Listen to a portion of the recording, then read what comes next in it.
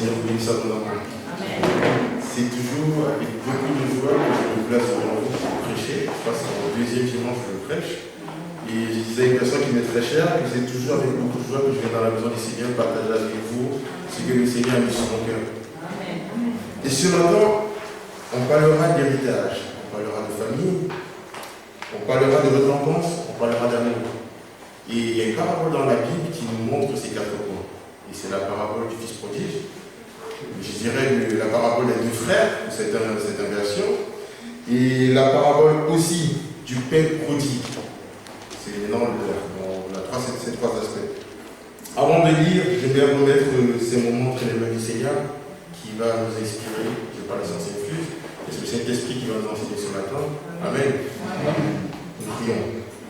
Seigneur de 3 fois saint, toi qui règnes dans les cieux comme sur la terre, nous te remettons ce moment entre tes mains et nous prions que tu viennes nous enseigner, Père. C'est toi qui nous donnes cette grâce de comprendre ta parole. Et je prie, éternel des armées, que pendant que je transmettrai cette parole que tu as mis dans mon cœur ce matin, Père, que ça transforme des vies, ton super roi des rois. Béni sois-tu au nom de Jésus-Christ de Nazareth, nous avons prié. Amen. Amen.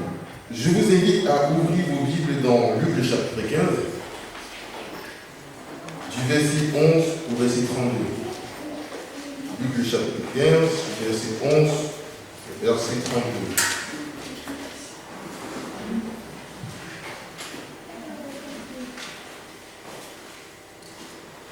Je lirai pour vous, si vous y êtes. Il dit encore, un homme avait 2 fils. Le plus jeune dit à son père, mon père, donne-moi la part de bien qui doit me revenir, et le père partagea son bien. Peu de jours après, le jeune fils, ayant tout ramassé, partit pour un pays éloigné où il dissipait, autant pour moi, son bien en vivant dans la débauche. Lorsqu'il eut tout dépensé, une grande famille suivit dans ce pays. Il commença à se trouver dans le besoin. Il alla se mettre au service d'un des habitants du pays qui l'envoya dans ses champs garder ses pourceaux. Il aurait bien voulu se rassasier des carottes qui mangeaient les pourceaux, mais personne ne lui en donnait. Étant rentré en lui-même, il dit, combien de mercenaires chez mon père ont du pain en abondance, et moi je meurs de faim. Je me lèverai, j'irai vers mon père, et je lui dirai, mon père, j'ai péché contre le ciel, contre toi. Je ne suis pas digne d'être appelé ton fils. Traite-moi comme l'un de tes mercenaires. Il s'éleva et alla vers son père. Quand il était en bon chemin, son père le vit et fut ému de compassion. Il courut se jeter à son cou et le baisa.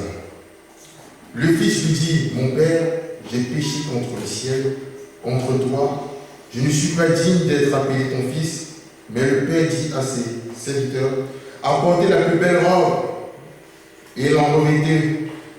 Mettez-lui un anneau au doigt, donc moi, et des souliers aux pieds. Amenez-le veau gras et tuez-le. Mangeons et réjouissons-nous, car mon fils, que voici, était mort, il est revenu à la vie, il était perdu et il est retrouvé. Et ils commençaient à se réjouir. Or, le fils aîné était dans les champs.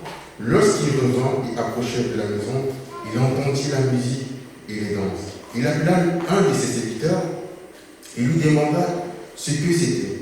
Ce serviteur lui dit, ton frère est de retour, ton père a tué le veau gras, parce qu'il l'a retrouvé en bonne santé.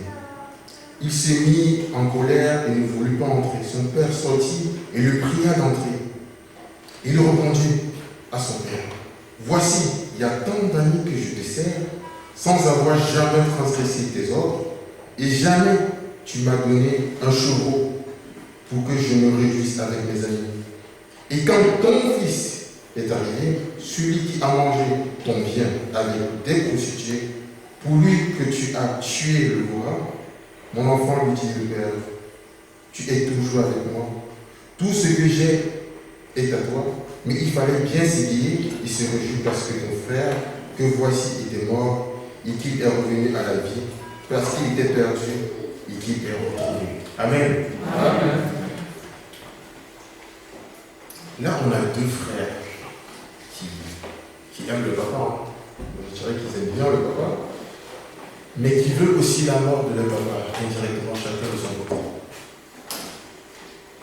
Il y a le frère, on va observer ces trois comportements. On va observer le frère cadet, le papa et le frère aîné. Sachez bien que nous sommes des familles bien africaines, c'est bien trempé. Et dans la tradition comme judaïque et africaine aussi, dans le monde aussi, demander son héritage à son papa, c'est demander indirectement sa mort. Parce que l'héritage vient après la mort du parent. Ça ne vient jamais avant sa mort. Le fils cadet a brisé la tradition. Il est allé directement demander à son papa son héritage, ce qui lui revenait de droit. Son papa était choqué. Je crois que si mon fils me donnait son héritage à 16 ans, je crois que je me suis une bonne baffe. Mais le papa n'a pas réagi de la sorte. La Bible nous montre que le papa a partagé le bien en deux. C'est déjà très difficile pour le papa d'accepter cela, mais avec amour, il a dit d'accord, mon fils, il a décidé de sortir de la maison, il a décidé d'avoir son héritage. Il veut son indépendance. Je lui donnerai son indépendance. Je lui donnerai ce que son cœur dit. On dit bien dans la parole, les proverbes disent que la folie est attachée au cœur de l'enfant. Ça c'est vrai, parce que la Bible nous montrera plus tard que vraiment quand tu es enfant, quand tu n'es pas encore mature, tu n'as pas une grande folie attachée à ton cœur. Qu'est-ce qu'il a fait le fils cadet après avoir pris son héritage? Je vous dis bien qu'il a pris son héritage quelques jours plus tard. C'est sûr qu'il a fait le décompte dans sa chambre, il a dit que j'ai 12 millions, je peux m'acheter une X6, je peux faire tellement de trucs, je peux voyager autour du monde. Quand il a pris cet argent, c'est sûr qu'il a mûri. Parce que quelques jours plus tard, il est quitté de la maison de son père, il est parti dans un autre pays. Il a découvert la vie. Il a découvert tous les plaisirs que ce pays pouvait l'offrir. Bien aimé, c'est pareil dans notre vie chrétien chaque jour. Souvent, on demande à Dieu un certain héritage. On demande à Dieu une certaine bénédiction. Qu'est-ce que le Seigneur fait? Il nous donne. Et quand le Seigneur nous donne, qu'est-ce qu'on fait? On n'a pas eu le temps de mûrir cette bénédiction-là. Qu'est-ce qu'on fait? On porte cette bénédiction et on commence à servir le monde avec. Faites très attention. Parce que si on ne consulte pas le Seigneur avant d'obtenir la bénédiction, on se retrouvera dans des problèmes futurs. Ça, c'est clair. David est un bon exemple pour nous, enfants de Dieu. Il a toujours consulté le Dieu d'Israël. Chaque fois qu'il voulait monter combattre les Philistins, les Assyriens, tous ces peuples, il a toujours consulté l'Éternel. Et il dit à Dieu, Seigneur, ne me bénis pas trop pour que je ne m'enorgueillisse. Ne me donne pas aussi trop petit pour que je te maudisse. Donne-moi juste ce que j'ai besoin pour que ton nom soit glorifié. Bien aimé, il faut toujours consulter le Seigneur chaque fois qu'on pose un acte. Que ce soit pour un projet, que ce soit pour un voyage. Parce que si tu ne consultes pas le Seigneur, il n'est pas avec toi. Donc, je vais vous donner un exemple simple. Nous en Afrique, quand un truc t'arrive, première des choses, c'est les sorciers. On ne réfléchit même pas d'abord si toi, tu as consulté le Seigneur avant de poser cet acte. Tout ce qu'on va se dire, c'est d'abord les sorciers. Oh non, c'est les jaloux, c'est cela. Toi d'abord, au fond de ton cœur, est-ce que tu as posé la question à Dieu de savoir si ce que tu vas poser comme acte est une bénédiction? Aujourd'hui, on va se dire, je prends un cas simple. Aujourd'hui, quelqu'un va avoir son CDI, qu'est-ce qu'il va faire? C'est bien qu'il y ait une maladie derrière le CDI. C'est qu'on va commencer à faire des emprunts à la banque parce qu'on a un salaire qui tombe chaque mois qui est constant. Tu sais bien que ton salaire ne te permet pas d'acheter une maison qui vaut, je ne sais pas, un montant d'un château, qui ne te permet pas d'avoir une voiture qui coûte 80 000 euros, mais tu vas quand même prendre cela. Et à la fin, quand la banque t'appelle, l'huissier t'appelle, tu commences à dire c'est les sorciers, c'est les jaloux, qui m'envoient des paroles incantatoires, qui m'ont fait ceci, qui m'ont fait cela. Bien évidemment, laissez les jaloux de côté. C'est toi-même le problème. Tu as pris ton héritage, tu l'as dilapidé. C'est ce que le fils prodigue, ce fils qui est parti de la maison du fils cadet, a fait malheureusement. Il a pris son héritage, il n'a pas eu le temps de maturer cet héritage-là, il n'a pas eu le temps de voir s'il pouvait réinvestir cet héritage-là. Directement, il est parti. Il n'a pas demandé conseil à son grand frère. C'est malheureusement le cas. Parce qu'on verra dans la Bible plus tard que le grand frère était très triste. Le grand frère avait pris de la haine pour son petit frère. Mais dans le comportement du petit frère, nous voyons toujours que le papa, il a toujours chéri les deux. Il était passif. Il a laissé le petit frère partir, il a toujours gardé le grand frère sous son bras. Je me suis posé la question de savoir, est-ce que quand on dit grand frère l'aîné là, qui était encore à la maison, est-ce qu'il avait l'âge de se marier? Pourquoi est-ce que lui aussi n'est pas parti? Parce que la Bible nous dit qu'il était encore à la maison quand le petit frère est revenu. Je me posais beaucoup de questions. Est-ce qu'il était passé mature pour quitter la maison de son père pour aller s'installer ailleurs? Dieu seul le sait. On voit directement qu'il y a eu un manque de respect quand même. Ça montrait que le petit frère n'avait pas d'amour pour son grand frère. Parce qu'une telle résolution, une telle décision que tu prends, au moins tu vas consulter la personne qui t'est très chère. Ils ne sont que deux. La Bible dit qu'il n'y avait que deux frères. Ça veut dire le grand frère a toujours pris le petit frère sur ses ailes. Pendant sa croissance, jamais le petit frère n'a reconnu ce bien que son grand frère fait pour lui. Jamais il a reconnu que son grand frère était assez nul pour le conseiller dans ce chemin qu'il voulait emprunter. Il a pris sa décision de son propre gré et il est parti. Comme quoi il faut toujours écouter les aînés. Ils n'ont pas la science infuse, ces aînés, ils n'ont pas cette maturité que nos parents, mais il faut toujours les écouter d'abord. Il est parti très loin, ce cadet. On va parler plus du cadet, parce que l'histoire après, tant qu'il ne revient pas, on ne parle pas du père et du fils aîné. Quand il est parti, il a profité. Profiter de ses vies. Aujourd'hui, on profite de la vie. Si on n'a pas le Seigneur, on profite mal. Ne vous trompez pas parce que je lisais encore ma Bible l'autre jour, je me suis rappelé que Samson avait péché, mais Dieu a utilisé Samson. Le Seigneur nous dit dans sa parole que dans les derniers temps, d'autres diront Seigneur, Seigneur, on a fait des miracles en ton nom, mais pourquoi est-ce qu'on n'est pas dans ta maison, frère? Pourquoi on ne passe pas les temps avec toi? Laissez-moi vous dire que vous pouvez vivre dans l'impudicité chaque jour. Prêchez la parole de Dieu, les gens se convertissent, mais vous n'entrez pas au ciel. Samson est dans le péché. Ça n'a pas empêché qu'en vivant dans ce péché-là, Dieu ne l'utilise pas à la fin de sa vie. Donc faisons très attention sur les actes que nous posons, parce que souvent quand on les pose, à la fin, peut-être ce n'est pas la voie du Seigneur. Donc le petit frère, il est parti. Il a vécu sa vie. Et quand cet argent finit, vu que ce bien n'est pas éternel, mais laissez-moi vous dire, notre héritage est éternel parce qu'il est là-haut. C'est fini, malheureusement c'est fini. Comme chacun le paye à la fin du mois, ça finit au début du mois. Je crois que le mien il finit chaque première semaine du mois. Pour lui, il est rapidement fini. Qu'est-ce qu'il fait? Il n'y a pas de job étudiant. Il est dans un pays étranger, ça veut dire qu'il n'a pas de relation. Il a dit son papa avec des relations. On dit son papa avec des mercenaires. Il va chez l'habitant, l'ennemi. Il décide de travailler dans une exploitation agricole. Regardez un peu la caricature. Il quitte de la royauté à je ne sais pas quoi. Du jour au lendemain, avec ton péché, tu peux quitter tout le Seigneur t'a mis à rien du tout. Il dit absolument rien du tout. Que tu peux devenir fou, comme Nebuchadnezzar. Le Seigneur est capable de te rabaisser au point où tu manges les herbes des champs 7 ans de ta vie. Mais regardez comment il est parti. Personne ne l'a poussé hors de la maison. Son papa n'a pas dit allez, c'est bon, vous sortez de la maison. Non, il a pris ses propres pieds. Il a résolu dans sa chambre je veux mon héritage, je vais me casser de cette maison, c'est bon, j'en ai marre de ses parents qui me saoulent. Mon grand frère me casse la tête. Bon, il n'y a pas de problème, tout le monde a accepté son choix, il s'est barré. Il tombe trop bas. Il ne s'attendait pas. Une personne qui a travaillé qui a été toujours entourée des serviteurs aujourd'hui est en train de servir des pourceaux, les porcs. L'ennemi, c'est un peu bizarre quand même comme situation qu'on peut vivre. Tu n'as jamais appris à faire la vaisselle et tu te retrouves un jour en train de faire la vaisselle de je ne sais pas qui. Il voit que c'est compliqué cette tâche-là.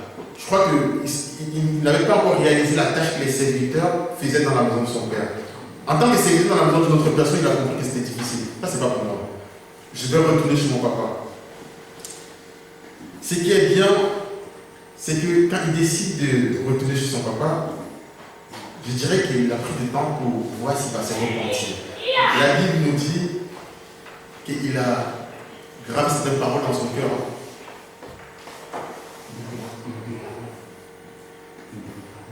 Il dit, mon père, je dirai à mon père, je lui dirai, au verset 18, Mon Père, j'ai péché contre le ciel et contre toi. Je ne suis pas digne d'être appelé ton fils. Traite-moi comme l'un de tes mercenaires. Bien aimé, c'est souvent au point du précipice que là, on voit si tu vas devenir mature.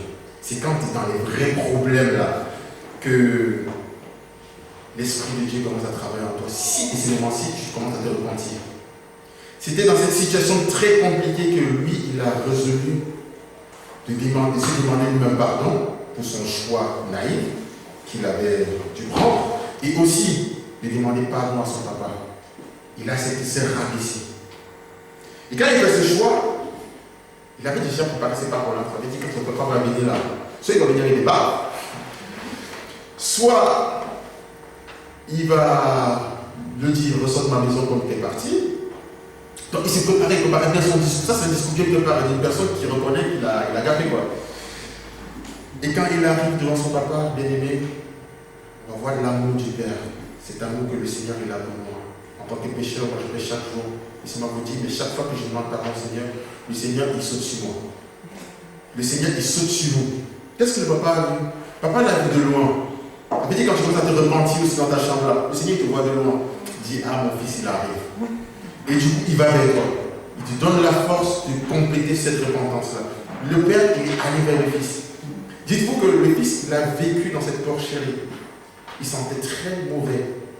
Ça veut dire que le papa de loin, il a vu que le fils là, ça n'a pas réussi. Hein? Et c'est la façon il est sale là. Le papa il a laissé tout ça de côté. Je vous dis tout ça de côté, tous les préjugés qu'il pouvait avoir son fils. Il a bondi sur lui, il a fait des bisous, des câlins, mon fils t'es là, t'es vivant. Bien aimé, je ne sais pas quelle transition il a eu dans sa tête. Entre tu as pris mon héritage, tu as dilapidé, et toi tu reviens sale, tu ne reviens même pas avec des chevaux, rien du tout, mais dis tu as réussi. Il oublie tout ça, mais il embrasse son fils, frère et sœur, ça c'est l'amour de Dieu. C'est ce genre d'amour que le Seigneur il a pour nous chaque matin, quand nous demandons son pardon, quand nous implorons sa grâce. C'est ce genre d'amour qu'il a pour nous. Le Seigneur il vient vers nous, il saute directement sur nous pour nous embrasser. Bien aimé, c'est le même genre d'amour que le Seigneur nous demande d'avoir les uns avec les autres. Parce que laissez-moi vous dire, on parle d'héritage qui était dans la Bible, d'héritage dans le monde, mais dites-vous que même dans la maison du Seigneur, il y a de la jalousie. Il y a des querelles, il y a de la méchanceté qu'on retrouve dans le monde, on retrouve aussi dans l'Église. Donc faites très attention, pourquoi? Parce qu'on vous a dit que c'est dans le monde qu'on retrouve ces genres de choses, mais dans la maison du Seigneur, ça se retrouve aussi. Raison pour laquelle, quand on voit un frère qui tombe, qui pêche, et qu'on peut le boiter du doigt, quand il se reprend, frère, n'attendez pas qu'il revienne vers vous, allez sauter sur lui. Soyez contents parce que son nom est écrit dans le livre de vie. Ne le regardez pas du doigt et vous dites, ah ce frère il a fait ça à une époque. Hein. Bien aimé, ce frère rentre au ciel et toi tu vas rester. Pourquoi? Parce qu'il est sincère devant Dieu et toi tu es hypocrite. Amen. Amen. Quand le Père le prend, après on va faire les bisous, je suis sûr que quand le papa il a fait les bisous là, il s'est rendu compte que mon fils, tu dois sentir. Il demande à ses serviteurs de ramener les belles robes. Il remet, il va réinvestir son fils à la table des rois. Il dit, amenez, lavez-le, mettez un anneau sur son doigt. Dites-vous que à l'époque des Juifs, les pains, quand on voulait reconnaître un boulanger, il fallait qu'il marque son pain dans le seau, dans sa bague. Donc on sache que lui, c'est lui qui a produit ce pain-là. Et ce seau, c'était le seau décisionnel. Et cet anneau que son papa avait, qu'il a demandé à ses serviteurs de mettre sur le doigt de son fils. N'oublions pas que c'est le même fils qui a pris son héritage et qui s'est barré. On le met cette robe, on l'investit. Ça veut dire qu'on regarde comment Dieu va te prendre. Tu étais en haut avec Dieu, tu as chuté. Et quand il décide de te rétablir, il ne fait pas moitié des choses. Il te lave d'abord, il te purifie par son processus. Et tu commences à t'habiller. Il commence à te redonner cette autorité que tu avais en sa présence. Progressivement, il demande quand tu le voudras. Il sait que chaque mois, on mange Dieu. Et c'est compliqué, pourquoi? Parce que quand le fils aîné apprend qu'on a tué ce veau gras, Je suis sûr que c'est ce genre de veau qui est dans le champ, dans les prairies, qu'on regarde, on dit ça c'est pour une occasion vraiment, vraiment spéciale. Le jour où je me marie, c'est peut-être ça qu'on va me donner. Mais vous imaginez que ce veau a été là-bas pendant des années sûrement. Mais on ne l'a pas tué. Et c'est quand le fils cadet vient qu'on va le chercher. Parce que plus tard, quand son frère le demande, il dit, moi je te demande un chevreau, mais tu ne me l'as pas donné. Pour passer du temps avec mes amis. Mais tu as donné, on ne verra pas la suite, vous ne voyez pas encore. Son père l'a réhabillé, l'a lavé, a commencé à préparer la fête. Qu'est-ce qu'il s'est dit? Allez, c'est bon, on va fêter. Mais dites-vous que ce frère aîné qui est resté derrière était très très en colère. Je vous ai dit au début, les deux frères voulaient la mort de leur papa. Quand la fête commence, bien que tous les invités, les convives se régalent, la Bible nous dit que le fils aîné revient des champs. Il entend de la musique. C'est étrange. Depuis quand mon papa se fait de la brève à la maison? Il demande à l'un de ses serviteurs, ça veut dire quoi? Le fils cadet en partant avait droit à des serviteurs. Il demande, on dit le fils aîné demande à l'un de ses serviteurs, qu'est-ce qui se passe à la maison? On dit, ton petit frère est de retour. Hein? C'est sûr qu'il a compris que, vu qu'il faisait le dénombre des biens de son papa chaque matin, il a compris qu'il n'y a rien en plus qui entre dans cette maison. Ça veut dire que celui qui est parti là, il n'a rien ramené. Il a tout perdu. Et là, son papa vient le voir. Bien aimé, on va observer la colère de son grand frère. Il dit, ton fils, je crois que le ton là, je crois qu'il y a beaucoup de papas qui vont se reconnaître un peu dans ça. Quand le fils, il fait pas un truc qui est bien, on dit que tu vois ton fils là, tu vois, il n'est pas sérieux, hein? Je lui demande de faire ceci depuis, il ne le fait pas. On va se retrouver dans les aînés qui grondent chez les cadets. Ton petit frère là, le mot ton, ça revient toujours quand il y a un problème d'amour. Bien aimé, faites très attention. Moi je connais ce que je dis parce que je l'ai déjà tant écouté plusieurs fois. Pas chez moi, mais ailleurs. Moi c'est toujours mon petit frère chéri, mon amour. Vous êtes mon bébé. Hein? Mais on voit la haine du grand frère dans le cœur. On voit la haine dans le cœur du grand frère. Ce grand frère qui n'a pas pardonné son petit frère. Pas du tout. Qui avait toujours ce truc qui le pèse dans le cœur. Son petit frère qui l'a manqué du respect. Ce petit frère qui a brisé la tradition. Après la mort du papa, c'était au grand frère d'hériter de tous les biens. Et après, maintenant, dispatcher ça au cadet. Mais le petit frère n'a pas respecté ça. Il a dit, ah, c'est bon, je vais sortir de la maison. Le grand frère, on s'en fout. Ah, lui là, c'est bon. Mais le grand frère, qu'est-ce qu'il a fait? Pendant toutes ces années, il est resté dans la maison de son père. Il s'est occupé de son père malgré le fait qu'il n'aimait plus trop son père, parce que son papa a brisé la tradition à cause du petit frère. Donc ça montre dans son temps, le temps qu'il a utilisé, ça montre un mécontentement. Bien aimé. C'est le même mécontentement qu'on peut avoir dans la maison du Seigneur quand le Seigneur décide de restaurer un de ses enfants. Et qu'on s'est dit, pourquoi le Seigneur, il a béni le frère là? Dites-vous, on prend un cas simple.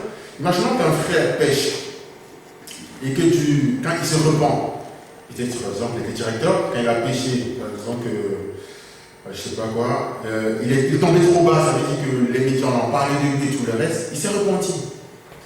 Et le Seigneur a décidé de le faire remonter de sa situation, et que toi qui te au même rang que lui, tu n'as jamais été promu plus haut. Et quand le Seigneur décide de le remonter, on le remonte du poste de directeur à poste de président. Par derrière, toi tu vas prier en disant, Seigneur, comment ça se fait que moi je suis dans ta maison chaque jour? Ça c'est le propos des pharisiens. Comment ça se fait que je suis dans ta maison chaque jour, je te prie, je t'implore, mais toi tu décides de restaurer notre personne? Mais ça n'a pas de sens. Mais t'es pas sérieux. Moi je jeûne, je prie et tout le reste, oui, c'est un péché. Bien aimé, je vous dis, ça c'est les prières des pharisiens. Faites très attention, pourquoi? Parce que des fois on se retrouve un peu dans ce genre de situation. C'est pour ça qu'il faut vivre cette vie comme si on était des voyageurs sur la terre et non comme si on était des habitants de cette terre. Si nous appelle, on est juste de passage. Ça ne sert à rien de s'empresser des choses terrestres. Amen. Amen. Donc ce grand frère n'avait pas encore compris que tous ces biens sont vanité. Il est pas attaché à ces biens-là comme certains d'entre nous ne sont pas attachés aux biens du monde. Bien aimés, lisons ces choses, ne sont pas comme la femme de l'heure. C'est difficile, mais lisons ces choses. C'est pour notre bien parce que là-haut, on a un héritage éternel. Amen. Le frère cadet s'est repenti sincèrement. Le papa l'a aimé d'un amour sincère. Il y a une leçon de vie que le papa a donnée à son fils aîné. Ton frère qui était perdu, le voilà un jour retrouvé. Dites-vous que si son fils cadet, son fils cadet était venu peut-être avec une fracture, ou handicapé, ou je ne sais pas quoi, je crois que le papa aurait pleuré, il n'aurait pas fait la fête. Pourquoi? Parce qu'il a fait la fête, la Bible le précise bien, parce qu'il a trouvé son fils en santé. Que malgré le fait qu'il est allé dehors, ça s'est mal passé, au moins il revient en un seul morceau. C'est ça qui a pris son papa. Bien aimé, revenons dans la maison du Seigneur dans un seul morceau. N'attendons pas que ça se casse dehors, que tu es déjà manchot, et c'est là que tu constates qu'il faut se repentir. Directement quand tu fais un péché, quand tu gaffes, repens-toi directement. N'attends pas que ça s'empire. Amen. Amen. En conclusion, je vous dis, bien aimé, quand Dieu décide de faire les choses, il ne fait jamais à moitié. N'attendons pas aussi que ça s'empire pour aller prier le Seigneur. La Bible nous dit, fais de l'Éternel tes délices, il te donnera ce que ton cœur désire. Ça veut dire ce matin, si vous voulez une Range Rover et que vous justifiez devant Dieu, qu'elle est importante pour vous, allez demander au Seigneur. Ça ne sert à rien de pas te prendre un emprunt à la banque pour se précipiter à acheter ces Range Rover et que demain matin, le moteur se casse. Frère, ça s'est cassé, tu vas payer la réparation, tu vas payer le loyer. Amen. Amen. Je vais prier pour remettre cet après-midi entre les mains du Seigneur et la semaine de chacun d'entre nous, que le Seigneur puisse davantage vous enseigner, vous accorder son amour, continuer à soutenir ceux qui ont les frères cadets, les aînés qui s'apaisent encore beaucoup, soutenir les parents aussi. Amen. Amen. Nous prions, nos frères. Seigneur, nous te bénissons pour ce moment, nous te bénissons pour ta parole. Nous te bénissons, Seigneur, pour ton enseignement. Nous prions, Père, que tu nous remplisses de ton amour, de ta sagesse et d'un esprit de repentance, Père. Accorde-nous la foi de croire en toi et d'être patient quand on te prie, de ne pas se hâter à aller de l'avant sans te consulter, nous t'en supplions, roi des rois. Bénis le restant de cette journée, nous t'en supplions, roi des rois, et sois tout à contrôle de cette assemblée générale et de nos amis qu'on aura tout à l'heure. Et nous prions, Père, que tu puisses être notre héritage à la fin de cette réunion-là. Béni sois-tu, au nom de Jésus-Christ de Nazareth, nous avons prié. Amen. Amen.